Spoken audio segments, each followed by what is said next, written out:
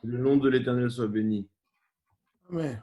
Alléluia, papa. Comme tu le sais, demain, c'est la fête de moisson juvénile.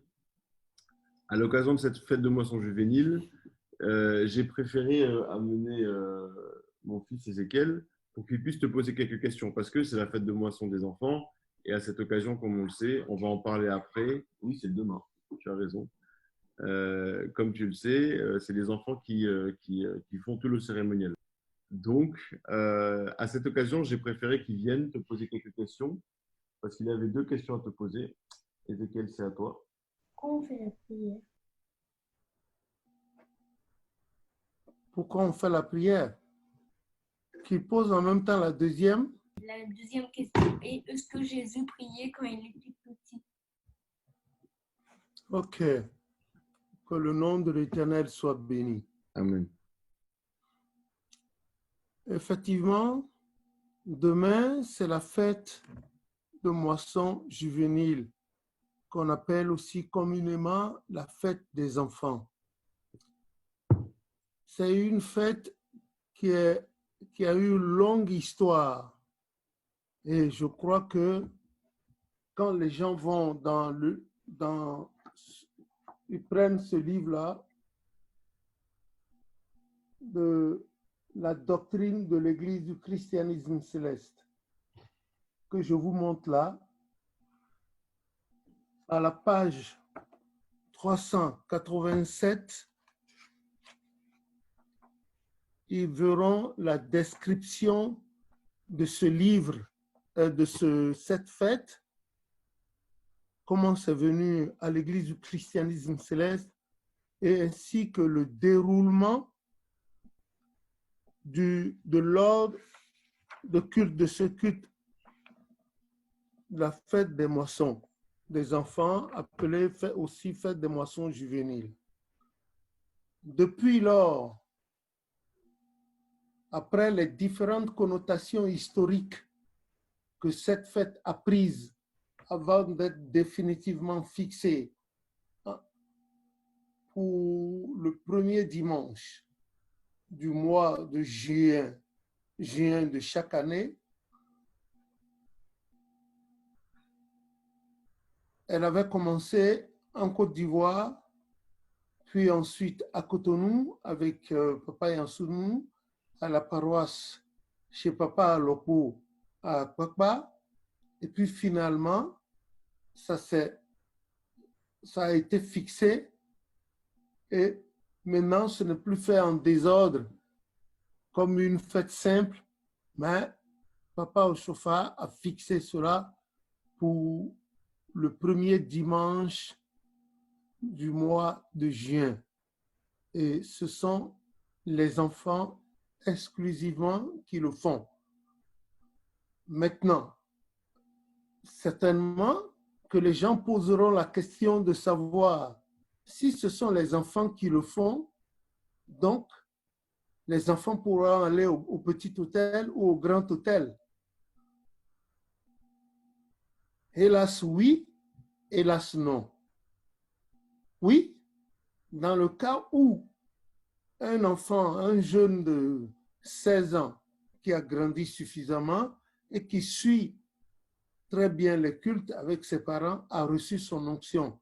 Il arrive qu'on en trouve, il y a beaucoup de familles dans lesquelles on trouve des enfants de 16-17 ans qui sont grands physiquement et à la maison qui suivent les cultes avec les cours bibliques avec leurs parents, et on n'attend pas que ce soit à la veille ou à l'avant-veille de cette fête-là pour leur apprendre à dire ce qu'ils doivent dire. Il y a aussi cette organisation au niveau des paroisses. Il y a certaines paroisses où les enfants, on les habitue à faire tous les cultes et ils ont leur temple quelque part à part sur la cour sainte de l'église.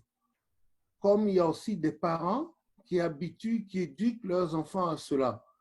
Mais dans certains pays, par contre, par exemple dans le diocèse de France, les gens n'habituent pas les enfants déjà au préalable, auparavant, à faire ce genre de prière. Ils attendent peut-être une semaine avant ou quelques jours avant, sinon la veille, pour dire à rassembler les enfants, pour dire qu'ils sont au couvent, ils vont faire ceci, ils vont faire ceci. Et qui pire est, c'est qu'ils envoient les enfants dans le sein des saints, ce qui est très dangereux.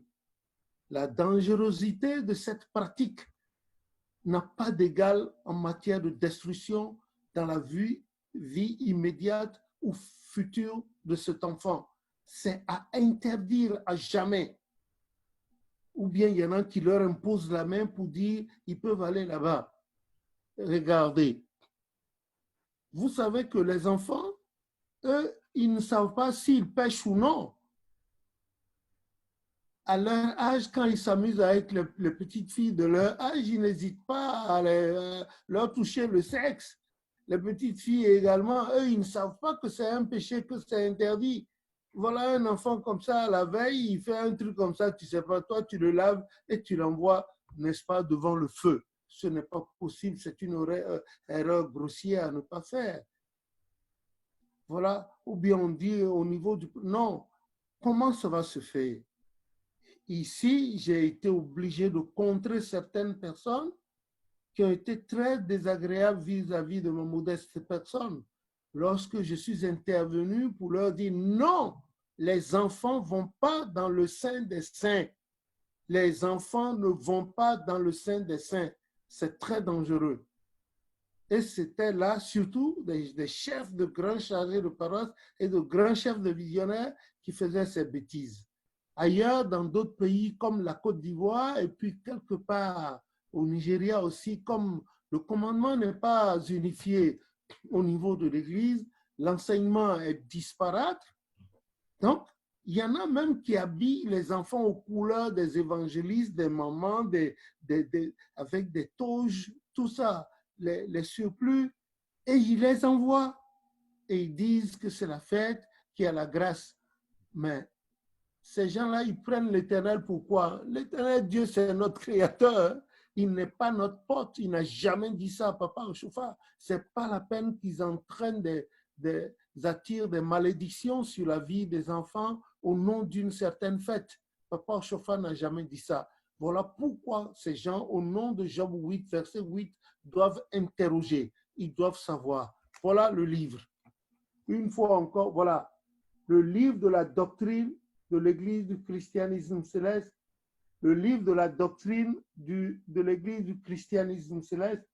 Ils n'ont qu'à reprendre le livre où tous les cultes sont détaillés avec leur historique, pourquoi et pourquoi pas, et les modifications qui sont intervenues et qui n'ont pas fini d'ailleurs, puisque maintenant encore, on a découvert d'autres documents pour compléter, comme ça a été le cas de la Bible, que le nom de l'Éternel soit béni. Donc, ils cherchent ce document à partir de la page 387, chapitre 13, 387, chapitre 13, c'est bien intitulé, chapitre 13, Fête des moissons juvéniles. Voilà. Que le nom de l'Éternel soit béni. Oui. Donc, maintenant, la question que notre ami Ézéchiel Diop a posée, à savoir pourquoi est-ce qu'on prie. Donc, mon ami Ézéchiel, merci de poser cette question pour ton âge. C'est vrai que tu grandis comme un champion, mais cette question-là, pour ton âge, c'est grand. Même les grands aussi n'arrivent pas à poser cette question. Et je vais essayer, avec l'aide du Saint-Esprit, de te répondre. En effet, quand on parle de prier, c'est que chaque créature, chaque homme, dont toi, Ézéchiel, veut parler à Dieu. Ce Dieu qui est quelque part au ciel et on ne le voit pas, sauf si lui-même il veut se montrer à toi, il choisira le moyen par lequel il va se montrer à toi. Il peut se montrer à toi sous plusieurs formes, s'il le voulait. Maintenant, pour parler à ce Dieu, le fait de lui parler, c'est cela la prière. le fait de dire ce que tu penses dans ton cœur à Dieu, c'est cela la prière. Et il y a plusieurs sortes de prières. Mais les enfants, comme a dit Matthieu 18, verset 10, tu m'entends, Ézéchiel? Matthieu 10, 18. Chapitre 18, verset 10, qui dit, gardez-vous de mépriser un seul de ces petits-enfants, car je vous dis que leur ange dans les cieux voit continuellement la face de mon Père qui est dans les cieux. Car voilà ce que dit le passage de Matthieu 18, verset 10. Donc, ce sont les anges des enfants qui sont devant l'Éternel, qui voient la face de Dieu.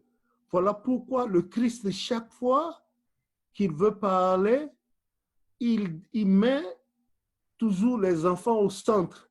Il dit, comportez-vous comme ces petits-enfants, car le royaume des cieux est à eux, c'est-à-dire le royaume de Dieu. Ça veut dire que tous ceux qui vont se comporter comme Ézéchiel, ceux qui vont aimer papa et maman, ceux qui vont écouter ce que papa et maman disent, ceux qui vont travailler à la maison, être propres, ne pas jeter les chaussettes à gauche, à droite, ne pas jeter les chemises n'importe où, hein, ceux qui savent mettre la table pour le repas, ceux qui savent débarrasser la table après le repas, les enfants qui obéissent à papa et à maman, les enfants qui ne se battent pas dans la rue, les enfants qui ne se battent pas à l'école.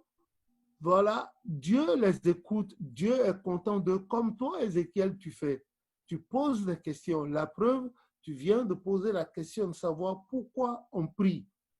Maintenant, voilà comment Dieu vous écoute, vous les enfants, parce que vous ne savez pas ce que c'est que la rancune, vous ne savez pas ce que c'est que faire du mal. Bien sûr, il y a certains enfants qui font du mal parce qu'ils ne sont pas bien éduqués, parce qu'ils n'ont pas eu la chance d'être éduqués, ou bien parce qu'ils sont dans un milieu, ils doivent faire ça pour se défendre et pour pouvoir manger. Voilà le problème. Donc, toi, tu as eu cette chance avec papa, nananouille, comment tu l'appelles? Voilà. Toi, tu as la chance, tu vois, tu es en soutane, et puis, etc. Certains enfants n'ont pas cette chance. Donc, toi, quand tu veux parler à Dieu, il faut dire à Dieu, ce que tu m'as fait, il faut faire ça aux autres enfants également. Eux aussi, ils n'ont qu'à venir porter la soutane, avoir un papa, une maman, avoir une chambre où ils vont dormir, avoir à manger également. Donc, voilà. Le fait de dire ça à Dieu, c'est une prière. Le fait de prier pour tes parents, c'est une prière. Le fait de parler des autres enfants à Dieu, c'est une prière.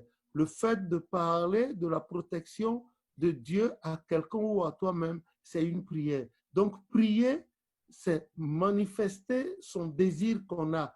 On n'est pas obligé d'ouvrir la bouche pour prier. On peut prier dans le cœur. Et c'est cette prière-là qui est bonne. Sauf pendant un culte, quand quelqu'un prie, il y a un conducteur, les autres répondent Saint, Amen, Saint, Amen, Alléluia, Hosanna, Ebenezer, etc., etc. Voilà ce que c'est que prier. Et l'individu, celui qui a confiance en Dieu, doit prier obligatoirement. Celui qui ne prie pas, ce n'est pas bon. Mais très souvent, nous prions à genoux, comme a dit Philippiens, hein? Le livre de Philippiens, chapitre 2, parce que, voilà, le livre de Philippiens, chapitre 2, verset 10, qui dit, afin qu'au nom de Jésus, tout genou fléchisse dans les cieux, sur la terre et sous la terre, et que toute langue confesse que Jésus-Christ est Seigneur, à la gloire de Dieu le Père. Que le nom de l'Éternel soit béni. Donc, Philippiens, chapitre 2, verset 10. C'est cela qui explique tout genou, donc toi aussi tes genoux, toi Ézéchiel, tes genoux, tu dois apprendre à te mettre à genoux pour prier quand tu veux prier. Voilà. Que le nom de l'Éternel soit béni. Des fois, quand tu es en classe, tu ne peux pas devant tes camarades te mettre à genoux. Non, tu pries dans ton cœur. Ou bien quand tu sors avec papa, vous allez dans un autre milieu. Si tu veux prier, tu veux parler à ton Dieu, tu pries dans le cœur. Tu parles avec Dieu dans ton cœur. Et prier, c'est parler avec Dieu. C'est exprimer ses désirs, c'est dire ses désirs à Dieu. Voilà ce que c'est que la prière. Donc, je viens de répondre à ta première question, Ézéchiel. Ta deuxième question est celle de savoir, est-ce que Jésus-Christ priait aussi? Oh, Jésus priait beaucoup. Mais quand Si il tu était prends... petit, Hein? mais quand il était petit, Pardon? Il dit quand il était petit. Ah oui, quand Jésus était petit, il priait beaucoup. Il priait beaucoup. Quand Jésus-Christ était petit, il priait aussi avec ses parents parce qu'il les suivait pour aller à la synagogue. En ce temps-là, on parlait de synagogue. Hein? Au moment où Jésus était né, on parlait de synagogue. Aujourd'hui, on parle d'église. Hein? On parlait de synagogue. C'était aussi l'église où les gens allaient pour prier. C'était au temps des Juifs, de nos frères juifs. Voilà comment ça se passait. Que le nom de l'Éternel soit béni. Amen. Voilà. Jésus-Christ priait beaucoup. Il priait énormément. Si nous prenons Luc 2, verset 40, qui dit « Or, l'enfant croissait et se fortifiait. Il était rempli de sagesse et la grâce de Dieu était sur lui. » Et quand on continue, au verset 41, verset 42, on voit que quand Jésus-Christ grandissait et que le Saint-Esprit était sur lui, ses parents l'avaient emmené à Jérusalem. Et au moment, quand ils ont fini leur cérémonie annuelle, au moment de rentrer, Jésus n'avait pas suivi ses parents. Ce n'est pas qu'il s'amusait à lancer des cailloux, à aller marauder de la pomme ou bien des pois. Non, il était dans la synagogue, il était avec les docteurs de la loi, les grands devanciers de la synagogue, on les appelait docteurs de la loi. C'est-à-dire, la loi, c'était ceux-là qui connaissaient la Bible, qui lisaient beaucoup la Bible et qui ils connaissaient la Bible, ils pouvaient tout expliquer. C'était eux qu'on appelait docteurs de la loi. Aujourd'hui, dans notre église, on les appelle les devanciers. Voilà. Donc, Jésus-Christ, comme l'Esprit de Dieu était sur lui, il était rempli de l'Esprit de Dieu, il est là. Il discutait avec ces devanciers qu'on appelait docteurs de la loi. Il leur posait des questions au point que ses parents sont repartis dans leur village. C'est en chemin qu'ils ont constaté que Jésus-Christ n'était pas parmi les gens et ils sont revenus à Jérusalem et ils ont trouvé, quand ils le cherchaient, ils l'ont trouvé finalement dans le temple qu'on appelait la synagogue, aujourd'hui église, et ils posaient des questions à ces vieillards, à ces personnes très âgées, un enfant de 12 ans. Quand eux, ils lui posaient des questions, il répond. Quand lui posait des questions à ces gens-là, ils avaient de la difficulté à répondre. Donc, ses parents, comme la mère Marie, notre mère à nous tous, et son père Joseph, son père adoptif, tous priaient. Chez lui, ses frères et ses soeurs aussi priaient. Voilà. Et quand il a grandi aussi, nous avons le cantique 249 qui dit que c'est après beaucoup d'années de prière que Jésus a commencé son ministère. Hein? Le cantique 249, il dit, le premier couplet dit, cantique 249, qui a été donné en 1953 en Côte d'Ivoire, qui a 4 couplets, mais les gens n'en connaissent qu'un seul couplet. Donc, s'ils veulent, voilà, le livre de chants, c'est là-dedans, qui a beaucoup, plus de 1000 chants de l'Église du christianisme céleste. Donc, pour te dire, Ézéchiel, que Jésus-Christ priait, il faut prendre le cantique numéro 249 du livre de chants que je t'ai montré et le premier couplet. Entends ce que le premier couplet dit. Vous les disciples de Jésus, restez unis et qu'en tout moment vous soyez en prière, car Jésus a commencé son mystère après beaucoup d'années de prière. Ô Saint-Esprit, ô Saint-Esprit, ô Saint-Esprit, descends parmi nous. Amen. C'est à 4 couplets, mais c'est ce que le premier couplet dit, car Jésus a commencé son ministère après beaucoup d'années de prière. Voilà, déjà tout petit, il priait déjà, et même à l'âge de 12 ans, on l'a vu dans la synagogue à Jérusalem, qui était assis avec les docteurs de la loi, ceux qu'on appelle les devanciers aujourd'hui, et il leur posait des questions, ils aussi lui posaient des questions. Voilà. J'ai répondu à ta deuxième question. T'as compris? Non, je n'ai pas compris. T'as pas tout compris? Ouais. Je te résume en 2 secondes. Jésus, il priait Et beaucoup. comme demain, ça va être votre fête, la fête des enfants, ça se fait exactement le dimanche, le premier dimanche du mois de juillet. Ouais. C'est ainsi que le prophète Osopha, Exactement. voilà le prophète Osopha, le voilà là, et le voilà encore là. Voilà. C'est ainsi qu'il a décidé, et cela s'est fait, et cela se fait. Donc demain, c'est le premier dimanche du mois de juin, et ça va être votre fête. Et il y a justement un chant. Quand vous allez dans l'ordre du culte à la page 387, il y a un chant surtout qui est le chant des enfants.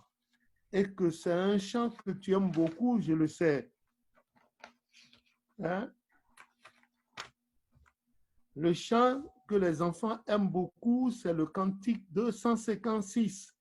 Laissez venir à moi les petits, comme Jésus-Christ le disait, et c'est un chant qui a 4 couplets. Les gens n'en connaissent qu'un seul couplet. Et je te chante ça en français, un seul couplet avec le refrain. Laissez venir à moi les petits, laissez-les venir à moi.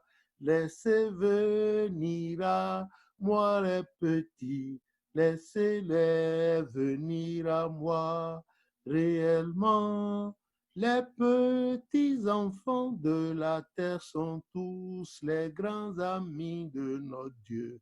Laissez-les venir à moi. Le royaume des cieux leur appartient, à eux le royaume des cieux.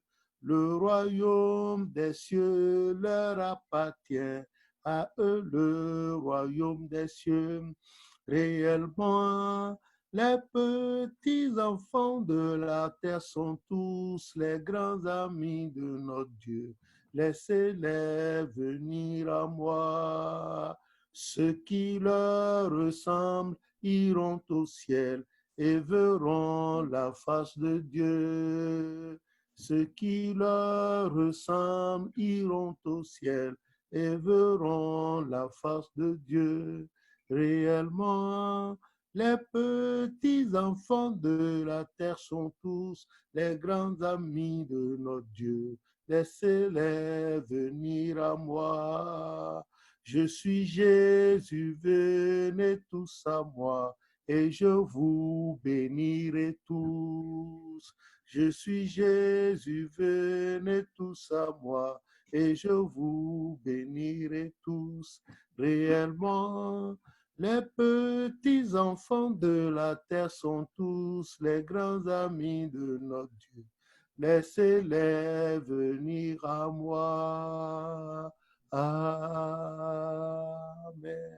Voilà le chant des enfants. Il y a encore un autre là, le 255. Change tout pour nous, Éternel. Change tout pour nous, Éternel. Le matin, à midi, le soir de même.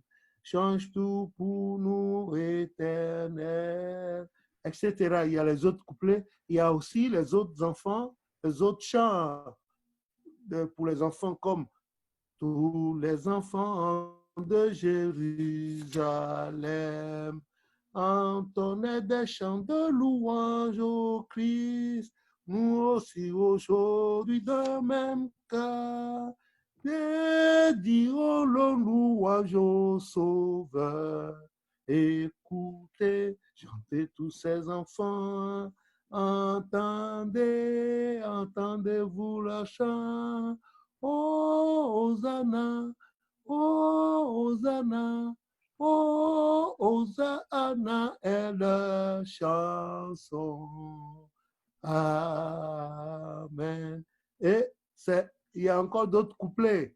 Et puis, il y a encore un autre chant. C'est le 263. Oh, ma bonne mère tendre berceuse, qui veille à tous mes soins, c'est toi qui me portes au dos, qui la nuit veille sur moi. Merci, ô bonne mère doucement, ma merci. Saurais-je un jour te revaloir tout ce que tu m'as fait. Amen. Voilà, il y a plein de chants pour les enfants. Ouais. Plein. Ouais. Donc, Ézéchiel, je viens de répondre à tes deux questions. Si tu as encore une autre ou d'autres, je t'écoute parce que demain c'est votre fête, vous êtes à l'honneur. Oui, j'en ai une autre. Ah bon, tu as une autre question? Pourquoi le nom de l'endroit où on prie s'appelle l'église? Bon, pourquoi chez nous, l'endroit où on prie s'appelle l'église? Oui, ça s'appelle église. Hein? Église, la première église, c'est le cœur de quelqu'un. La première église, c'est le cœur de quelqu'un. Hein? Comme a dit Corinthiens, qui dit, je vais te lire le passage, s'il te plaît, cher ami Ézéchiel. Pardon.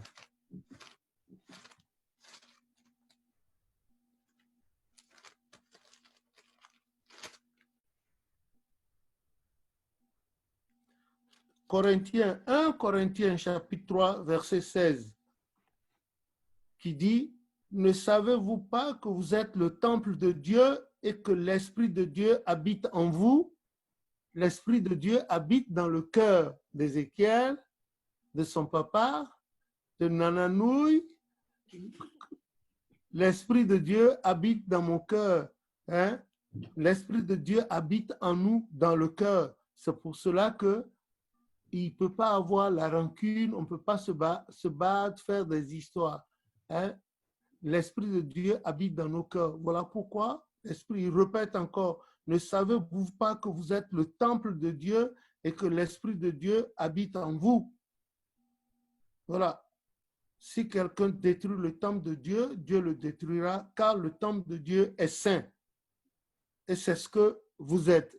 Nous sommes tous des saints. Nous devons garder notre cœur pur pour Dieu. Maintenant, on appelle église parce qu'il doit avoir un lieu, comme a dit Deutéronome, chapitre 12, au verset 11. Tu vois, à l'église, L'église, c'est un endroit. C'est un endroit où tout le monde s'en va.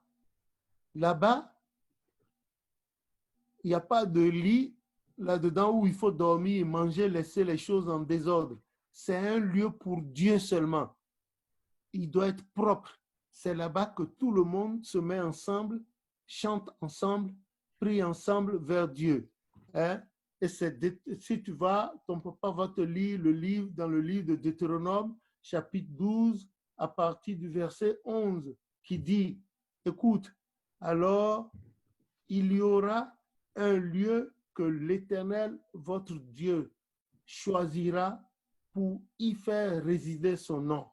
C'est là que vous présenterez tout ce que je vous ordonne, vos holocaustes, vos sacrifices, vos dîmes, vos prémices et les offrandes choisies que vous ferez à l'Éternel pour accomplir vos vœux.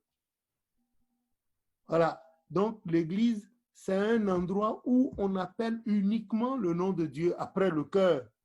Bien sûr, le cœur, c'est dans le cœur qu'on appelle le nom de Dieu. On fait tout au nom de Dieu dans notre cœur. Notre cœur doit être pur. Et l'Église aussi, c'est un bâtiment. Après le cœur, c'est un bâtiment où tout le monde se réunit pour prier, chanter, où Dieu et faire des actions de grâce, offrir des choses à Dieu. Par exemple, hein, quand tu vas chez tes pépés et mémés là-bas pendant les actions de grâce là, tu chantes, tu vois les gens faire l'action de grâce, hein, et chanter. Joie, joie, mon cœur est dans la joie. Voilà, etc., etc. Voilà. Oui. Et c'est là qu'il y a l'église. Mais la première église, c'est ton cœur d'abord. C'est là-dedans que tu penses à Jésus. C'est là-dedans que tu penses à Dieu. C'est là-dedans que tu penses aux anges. Voilà. C'est la première église, ça. Le premier temple, c'est ton cœur. Ensuite, l'autre, c'est le bâtiment où tout le monde se met ensemble, en soutane, dans notre cas, de l'église du christianisme céleste, se met ensemble et puis on prie. Voilà. Et tu sais, église, ça vient d'un vieux mot, un ancien mot, c'était ecclésia. Et ça voulait dire quoi? Non, Ça voulait dire assemblée. Tu sais ce que ça veut dire assemblée? non. Ça veut dire être ensemble. Ah oui. Et tu sais pourquoi c'est important d'être ensemble? Non. Parce que Jésus, il a dit, tu aimeras ton prochain comme toi-même. Tu sais ce que ça veut dire cette phrase? Non, tu comprends pas. Tu aimeras ton prochain comme toi-même. C'est-à-dire que toi, tu t'aimes toi. Oui. Donc ça veut dire que quand tu as envie de bonbons, tu te donnes des bonbons. Oui. Tu te fais du bien. Tu te tapes pas toi-même. Oui. Hein? Est-ce que tu as déjà vu quelqu'un se taper soi-même? C'est bizarre. Personne ne se tape soi-même. Parce qu'on s'aime. Même des fois, quand je... Non, mais c'est que quand je joue. Oui, non, mais je veux dire, tu t'aimes. Oui. Et donc, comme toi, tu t'aimes, il faut aimer les autres de la même façon.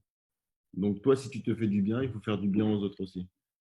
Et donc, pour faire du bien aux autres, tu es obligé d'être avec les autres. Tu ne peux pas être tout seul enfermé dans ta chambre et faire du bien aux autres. Donc, il faut que tu ailles dans l'assemblée, là où tout le monde est. Et comme ça, tu pries pour les gens. Tu leur dis des mots doux, tu leur dis des mots gentils, des mots d'amour. Ouais. Bah, tu as déjà abordé pas mal de sujets dans ton intro.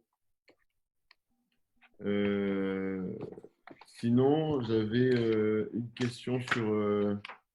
quand tu disais tout à l'heure, il y a une petite confusion, moi, dans ma tête, c'est que quand, par exemple, tu nous as parlé d'une femme qui avait créé qui avait construit son propre temple à l'intérieur de chez elle. Vu qu'elle ne... Mettons un scénario où cette femme ne peut pas conduire le culte, bien sûr, mais elle est qu'avec un enfant qui a 14 ans ou 13 ans. Comment fait-elle? Oui, mais ça, la femme dont vous parlez, c'est une femme au Libéria. Oui, Ouais, c'est cette vieille femme du Libéria qui a épousé un féticheur. Elle était née chrétienne céleste en Côte d'Ivoire, dans la première paroisse où moi aussi j'étais né. Et au moment du rapatriement de 1958 en Côte d'Ivoire, rapatriement des étrangers, dans la mêlée, il y avait une telle confusion que elle n'a pas pu retrouver ses parents. Elle est partie avec les amis de ses parents qui, eux autres, étaient des Libériens. Et elle est partie toute petite avec, et elle a grandi là-bas. Elle est devenue libérienne comme ça. Ses parents n'ont jamais su où elle était. Elle était bébé. Et tout ce qu'elle savait, que ses parents étaient du Togo. Elle était petite, très petite, donc elle ne sait pas. Elle ne connaissait pas son nom de famille. Elle ne connaissait que son prénom. Et les gens, les amis de son papa aussi, connaissaient de ses parents que leur prénom. Et ça s'arrête là. Mais les noms et les localités au Togo, et c'est comme ça, elle est devenue apatride, sans le vouloir. Voilà. Et elle a grandi là-bas. Mais comme elle était née chrétienne céleste là, comme elle était née, c'est resté en elle. Et en grandissant, ça se développait en elle jusqu'à elle s'est mariée et c'est là où elle a, etc., etc. Bon, elle a construit ce temple-là. Le mari dans la cour avec son gros fétiche, mais elle, de l'autre côté de la cour, elle a construit son temple dedans. Le mari n'aimait pas son église.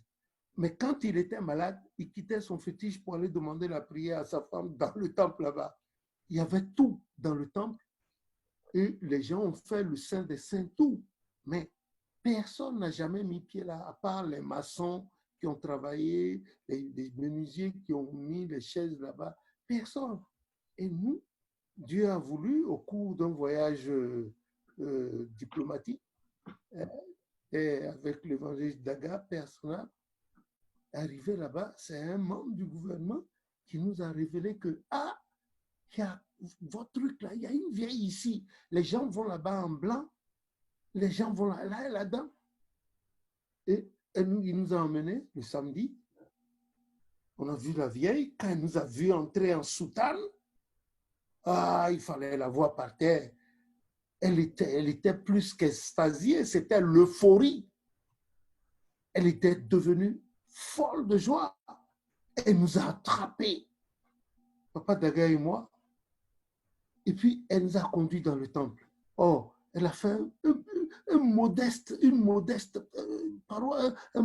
temple avec les chaises, les bancs, tout. Mais personne n'a jamais sonné la cloche là. Et ça faisait très longtemps qu'elle avait. Et elle prêchait, elle chantait. Elle chantait. Et les gens venaient. D'autres, l'Esprit descendait sur eux et ils prophétisaient sans baptême. Ils n'étaient pas en soutane parce qu'il n'y avait pas un tailleur pour leur coudre exactement, mais ils portaient le blanc, les femmes aussi. Jusqu'au jour où on est arrivé un samedi après-midi. Imagine-toi. Et il paraît que chaque fois, le message lui disait, ne t'en fais pas. Celui qui va te mettre ton temple aux normes, celui-là va venir. Et nous, le Seigneur a voulu que nous fissions là-bas. Elle est restée avec nous. Et ce que je t'ai raconté, la partie de son histoire, c'est ainsi que j'ai appris cette affaire. Or, la femme, quand elle grandissait en âge, elle savait que le prophète Ochofa était à Porto Novo à l'époque. Donc, elle prenait l'avion et elle allait voir le prophète Ochofa à Porto Novo. Avant qu'il ne passât au Nigeria, elle allait voir le prophète Ochofa à Porto Novo et elle expliquait son cas. Et c'est là-bas qu'elle prenait son onction jusqu'à devenir vénérable maman après près de plus de 50 ans d'ancienneté dans l'église. Tu vois. Et le prophète lui disait chaque fois, ne t'en fais pas, ton église là, quelqu'un viendra. Celui-là, Dieu l'enverra, il viendra. Oh, le sort a voulu que ce fût nous. Bien, juste quelques 2 ans avant que l'Éternel ne rappelle le prophète Ochofa à lui. On est allé là-bas et ce soir-là même, cet après-midi de ce samedi-là, on a apprêté le Saint des Saints correctement, on a apprêté tout. Et le petit hôtel, on a apprêté, on a disposé les chaises et On lui a tout dit, elle avait tout le pajaspa, le réceptacle. Elle achetait les choses pour la communion. La communion, elle avait tous les ustensiles. C'est dans leur carton, mais jamais utilisé depuis des décennies. Le temple était propre. On a tout apprêté et on est reparti à notre base. C'était à l'hôtel Africa. À l'époque, c'était avant la guerre qu'on a logé.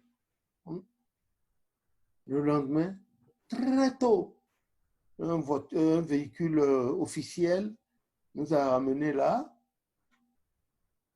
et des gens attendaient, les officiels aussi, pour voir.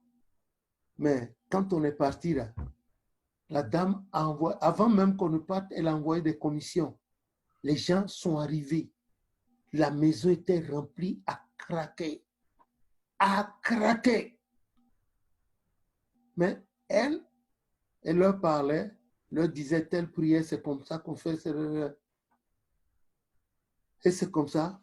Déjà à notre arrivée, le monde qui nous attendait, les gens étaient étonnés. C'était la première fois qu'ils voyaient des hommes en soutane. Hommes, à part leur maman, qui était en soutane de femme. Si tu as vu comment on a été accueillis, hein? Même on a été accueillis extraordinairement. Heureusement que les gens, sinon on allait dire Paul et Barabbas à Éphèse ou bien chose, à Troas. Et puis, on a fait asseoir les gens. Papa Daga, Père son âme, s'est mis à parler. Lui parlait le français et moi, j'interprétais en anglais. Tu vois, ça a été une épreuve pour moi aussi, mon petit anglais. Là. Ça a été, et j'interprétais dans mon pidgin, mon petit anglais, et les gens prenaient note, d'autres enregistraient. On a essayé de leur montrer comment on prie au petit hôtel, etc. d'abord, et puis pendant le culte, etc. Et le baptême était programmé pour l'après-midi. Ça s'est répandu dans le quartier, la zone où la maman là était. Les gens sont venus. Ils ont joué au tam-tam. J'ai fait le culte en anglais. J'ai eu la chance, quand je partais, j'avais ma Bible anglaise, version anglaise, je l'avais prise, et puis la version française également. Donc, je priais, je récitais les psaumes là avec les noms, les saints noms de Dieu en anglais. J'essayais de prier en anglais, puisque à part moi, le francophone, c'était Papa Daga. Il savait ce que je disais à peu près. Donc, je priais en anglais. C'est la première fois que j'ai fait ça dans ma vie. Ça n'a pas été facile, mais le Saint-Esprit était en appoint. Que son nom soit béni. Amen. Donc, on a fait la quête, j'ai fait la quête, j'ai fait les annonces, et je fais les annonces en anglais, et on a fait, Papa Daga a fait la prédication que j'interprétais en anglais aussi, doucement, jusqu'à la fin du culte, et on est allé pour le baptême. Sam, et le baptême là, on est allé. Je t'assure, quand Papa Daga a baptisé les gens, au moment après le baptême, quand les gens sortent de l'eau et puis on les met sur le rivage pour entonner le chant, le cantique numéro 61, il nous appartient tous de... Quand Papa Daga a entonné ça, il s'est produit un phénomène jamais vu dans ma vie auparavant. Des poissons, des bandes de poissons sont venus du large, sautaient hors de l'eau, jusqu'au bord de l'eau comme ça, et vous les regardez, petits et grands. Or, généralement, quand les gros poissons sont à côté des petits, ils les avalent. Ça ne s'est pas passé. Petits et grands, ils sortaient de l'eau, en l'air, tombaient dans l'eau. Les gros poissons là prenaient leur queue pour tapoter l'eau. Et tout le monde, les gens qui étaient sur le pont à côté et les gens dans le voisinage, tout le monde criait. Ils n'ont jamais vu ça, les poissons. Cela, ce phénomène a duré tout le temps qu'on a chanté « Il nous appartient ». Et c'est quand on allait vers la fin, les poissons, les hordes, les bandes de poissons sont repartis doucement, doucement jusqu'à disparaître. Et Papa Daga a prié pour eux, il leur a imposé la main. Il fallait voir des gens être agités. Les gens étaient étonnés, ils n'ont jamais vu ça. La maman était folle de joie. Et on est retourné à la paroisse en chantant. En chantant, on est retourné à la paroisse. Et puis là, une fois sur la paroisse, on a expliqué comment il fallait faire tel culte, comment il fallait faire tel culte. Les gens prenaient note, comment il fallait, et on a tout expliqué, tous les cultes, la quasi-totalité. Hein, pas tous les cultes, mais la quasi-totalité des cultes. C'était le dimanche, le lendemain, les gens devaient aller au travail. Donc, voilà comment ça s'est passé. Et nous, on a fait ce travail que Dieu a préparé d'avance. Comme il a dit dans Éphésiens, hein, et nous sommes les ouvrages de ses mains, hein, pour les œuvres qu'il a préparées d'avance. Et c'est comme ça nous sommes allés faire ces œuvres-là. Hein, ces œuvres de ces perfections invisibles, comme a dit Romains chapitre 1, verset 20. Voilà, nous sommes allés faire ces œuvres qui révèlent aux gens, à ceux qu'il aime, comme a dit 2 Corinthiens 2, 1 Corinthiens 2, et puis vers la fin, voilà. Que le nom de l'Éternel soit béni. Amen. Ça a été... C'est une belle histoire. J'étais déroutant en ce moment. Hein, Ah oui, hein. 1983. Pardon? 1983. Oui? Ouais, je crois. 82 ou 83, j'étais déroutant. Parce que moi, je ne voulais pas prendre les onctions. Hein. Ah non, 83, j'étais leader. C'était un peu avant. Et je ne voulais, moi, je boudais les onctions parce que je voyais que c'était du désordre là-dedans. Les gens prenaient, non. Ben, le jour où le prophète a voulu me donner l'onction, c'était devant toute la Côte d'Ivoire, hein, tout le Sanhédrin de la Côte d'Ivoire, à tous les ils ont vu ce qui s'est passé. Ils ont vu ce qui s'est passé. Depuis là, je me suis pris au sérieux par la grâce de Jésus. Voilà. C'est une belle histoire. Mais du coup, ce que je te demandais, c'est si cette femme. Non, s'il y a un petit, même déjà, bon, regarde Ézéchiel qui est là. Bon, il est plus grand que son âge. Physiquement, il est plus grand que son âge. Il y a d'autres enfants aussi qui sont comme ça. Les parents les forment. Parce que Proverbe 22, verset 6 dit, montre à l'enfant la voie qu'il doit suivre. Comme cela, quand il va grandir, il ne quittera pas. Donc, c'est ton cas, toi aussi. Vous êtes des serviteurs de Dieu. Donc, rien ne t'empêche de l'initier correctement déjà à son âge. Et la Bible, au moins le Nouveau Testament, il doit lire certaines parties. Il te pose certaines. Et c'est obligatoire. Tu lui mets ça dans le corps, dans le cœur. Et en grandissant, il va se fortifier avec. Tel a été notre cas. Et notre petit garçon, hein, la vidéo existe. Déjà dans 4 ans, 5 ans, là, il conduisait le culte hein, du dimanche. Il conduisait, il faisait la prédication. Voilà. Et il épatait les gens.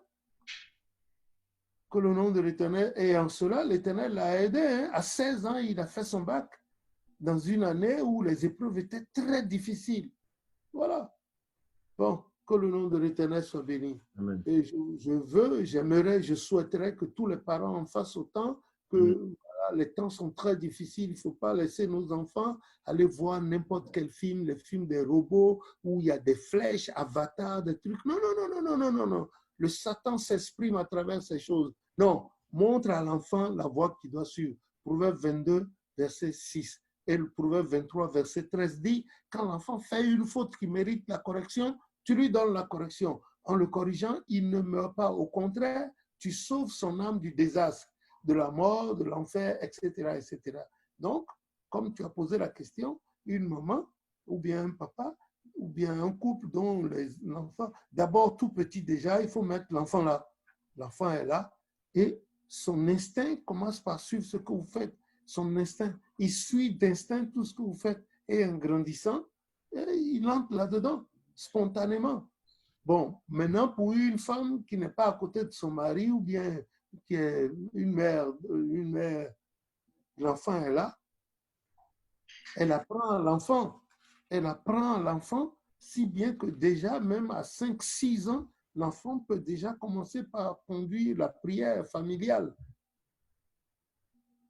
Et c'est l'enfant qui va donner la bénédiction. L'enfant n'est pas obligé d'aller au petit hôtel ou au grand hôtel, non. Et une femme ne fait pas d'hôtel à la maison. Le cas de la vieille du Liberia, Morovia, c'était un cas exceptionnel. Elle n'avait pas placé l'hôtel. Elle a construit le temple avec les compartiments, tout. Tout était acheté, mais ça n'a pas été placé parce qu'il n'y avait pas d'homme pour aller là-bas. Bon, maintenant, dans le cas de cet enfant, si par exemple il a 7, 8, 9, 10 ans jusqu'à 14 et qu'il est versé dans la liturgie, dans l'église du christianisme céleste, dans les prières, sa maman lui a appris. Maintenant, avec une imposition des mains, sans l'imposition des mains déjà, il prie à la maison avec sa maman, mais il ne va pas à l'hôtel. Chez des gens comme ça, il faut un plat de couleur blanche, un plat de couleur blanche ou bien une tasse. On allume une seule bougie là-dedans et lui, il se met là, il dirige. La maman est à côté. Il peut être là et la maman de sa place lui dit, voilà, fais comme ça. Et lui, il applique. Que le nom de l'Éternel soit béni. Amen. Maintenant, à 14 ans, s'il est un peu développé physiquement, quelqu'un peut l'emmener quelque part où il y a un devancier correct, on lui impose les mains comme ce qu'a fait Saint Paul. Saint Paul a imposé la main à Timothée. Et avec ça, déjà, Timothée exerçait. Timothée a eu des parents qui étaient convertis, qui étaient déjà dans la mouvance. Et Timothée faisait des miracles. Dieu faisait des miracles par Timothée. Donc, la maman envoie son enfant vers quelqu'un bon devancier qui lui impose la main avec l'imposition des mains. Maintenant, s'ils ont eu une paroisse, l'enfant peut aller au petit hôtel. Le jeune homme de 14 ans ou bien 16, 17 ans, avec l'imposition des mains. Attention, s'il a été formé, il peut aller au petit hôtel. Et si la maman a l'argent et construit un petit temple, il s'arrête au petit hôtel. Le culte se fait au petit hôtel. Maintenant, si un jour, par hasard, il y a un devancier qui découvrait cette paroisse, qui venait pour faire un culte de sabbat avec eux, s'il y a le chandelier, tout ça là, il pose le chandelier, il nettoie tout, il pose, et puis il consacre ça à Dieu, il conduit le culte au grand hôtel. Quand il va partir, le grand hôtel reste comme ça, fermé. L'enfant n'ira pas là-bas, mais il restera au petit hôtel. Ici, il va s'en occuper, nettoyer, laver, mais il ne va pas au grand hôtel. Voilà. On a vu beaucoup. Nous avons, par la grâce de Jésus, imposé la main à des fidèles qui implantaient des paroisses dans beaucoup de villages. Beaucoup de villages, j'ai connu particulièrement un qui a implanté 7 paroisses. Et c'était sa passion. Chaque jour, il passait sur les paroisses et il allait de village en village, il implantait. Ça, c'était dans l'ouest de la Côte d'Ivoire. Et finalement, c'est des enfants qui ont grandi et qui sont plus gradés que moi aujourd'hui. Voilà. Que le nom de l'Éternel soit béni. Amen. Amen. Voilà. Merci, Papa. Bon, l'enfant qui a reçu l'imposition des mains pour aller au petit hôtel, le jour où les devanciers viennent pour nettoyer le temple jusqu'au niveau du petit hôtel, ils peuvent l'associer et on peut dire, amène-moi telle chose. Et il s'en va, il donne, viens prendre ceci, il prend, il donne parce qu'il a eu l'imposition des mains, mais à condition qu'il n'y ait pas la débauche dedans, hein. La fornication, aller doiter les petites filles et puis revenir là, c'est dangereux. Voilà. Ok, Papa, c'est clair. C'est très clair. Merci.